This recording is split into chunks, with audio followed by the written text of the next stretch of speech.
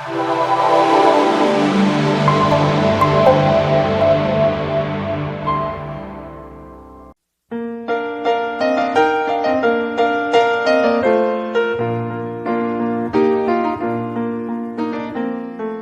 tested every day in 1,000 little ways, in the ordinary things.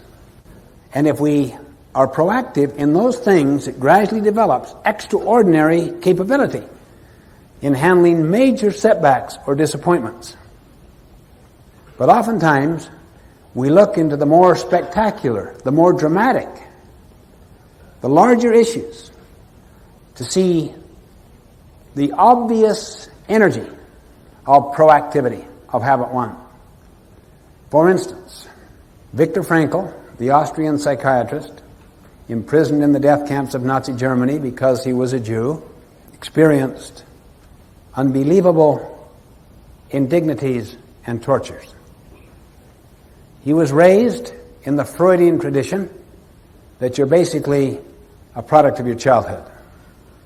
He worked on that assumption, that paradigm. But while he was in the death camps, he began to observe some very interesting things. Some people were animals, others were saints, with the same circumstances. He himself experienced terrible things. Some of his own loved ones were cremated. He expected the same fate. For some reason, they saved him for experimental purposes. One day, they stripped him naked, put him under white light, and began to perform those ignoble sterilization experiments upon his body. And he discovered what he called the last human freedom. The power to choose my response to any condition, to anything that happens to me. He called the last human freedom. And he cultivated a sense of meaning, so that he saw himself in his imagination lecturing to his students in Austria following his release from the death camp about the very experiences he was having at the time, about the insights, the learnings he was acquiring. And he came to postulate that the highest value at all is the power to choose your attitude in situations over which you have no control. That was the last human freedom. If you want to see evidence of that, how many of you have ever had a loved one, a dear friend, family member, go through a terminal illness with a magnificent attitude? How many have experienced that? Now look at the hands, look at the number.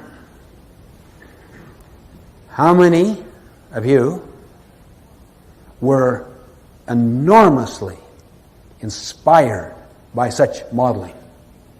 Same hands. I just saw that with my sister, Marilyn, who just recently passed away.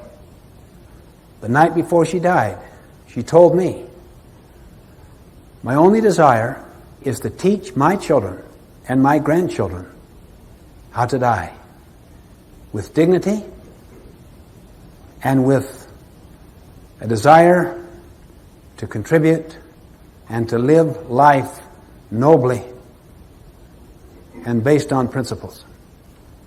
And the cancer inside her lungs was like a tree growing up. But her whole focus during the months, even years that preceded this, was constant teaching. Those children and grandchildren and friends and loved ones will be inspired and ennobled by such modeling, such mentoring the rest of their lives. Between what happens to us, the stimulus, whatever has happened to us, or what is now happening to us, between that stimulus and our response is a space. In that space lies our power and our freedom to choose our response. In these choices lie our growth and our happiness. In other words, with the right choices, eventually the response we choose begins to influence the stimulus. This is what Viktor Frankl discovered.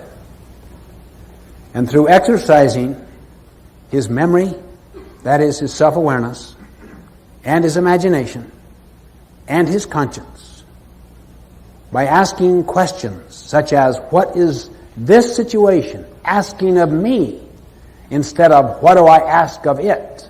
Why are they doing this to me? And also by exercising his own independent will, this freedom became larger and larger until it was larger than his Nazi captors. Not his liberty. Liberty is a condition of the environment. Liberty is a condition of the externals. Freedom is a condition of the person, of the internals. We have control over our freedom, not in the short run over our liberty. However, in many situations, not necessarily all, the more you control your freedom and expand and deepen it, eventually you will influence the liberty of your life, the options, the alternatives that are available to you. Eventually, your head will create your world. Your response to the stimulus will eventually influence the stimulus.